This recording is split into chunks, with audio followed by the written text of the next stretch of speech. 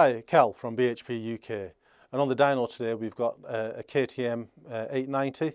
This is a 2021 model Euro 5 bike. This bike replaces the KTM 790. They've increased the capacity a little bit on this bike. It's a Euro 5 bike, so we know that it's going to have lots of lean spots and lots of flat spots throughout the rev range. It's something that's inherent with all Euro 5 bikes. This particular bike's come to us fitted with an IX race can, which is going to compound the issue a little bit more. But let's get it run on the dyno, let's see what the bike's making as stock, and let's see what the fueling's doing.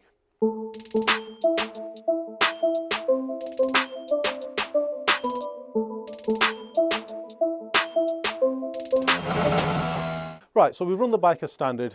Well, with the standard mapping on it, it's got the IX race can on it, and we found that at wide open throttle, the bike's making 106 brake horsepower at the back wheel. Now you can see here on the dyno plot that at 5.5 and 6,500 RPM, we've got these flat spots, and we're going to try and get those programmed out.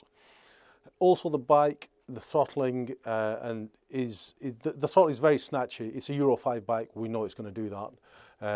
Just as an example here, this is the plot at 20% throttle opening, and you can see there's quite a pronounced flat spot at 5,500 RPM. We're going to get the ECU off the bike. Unfortunately, at the moment, this is one that we've got to read on the bench. It's not one that we can do through the OBD socket. That probably will come in the future, but we will keep you posted on that. We'll get the ECU off, get it on the bench, take a read of it, see what we can do with it, try a few maps on it, and see what we can achieve with this bike.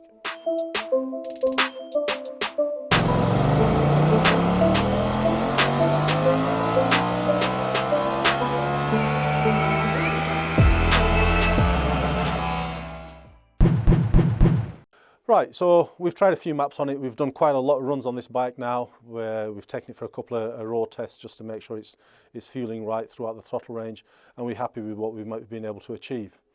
At wide open throttle, you can see here that the power's gone up from 106 brake horsepower at the back wheel to 112.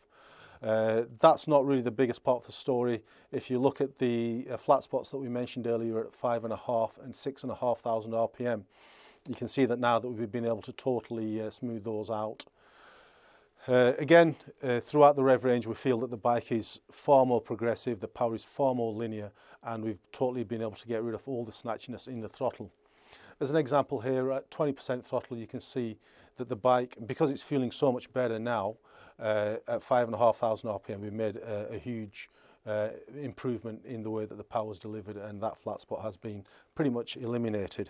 We feel that's the same story throughout the rev range, wherever you are in the RPM range and wherever you are, whichever throttle opening you're at, we feel the bike is far more progressive and far more linear. We do hope you've enjoyed the video of this KTM 890. Please do like, share and subscribe to the channel, and if you do have any comments, please drop them in the comment section below, and we will get back to you as soon as we can.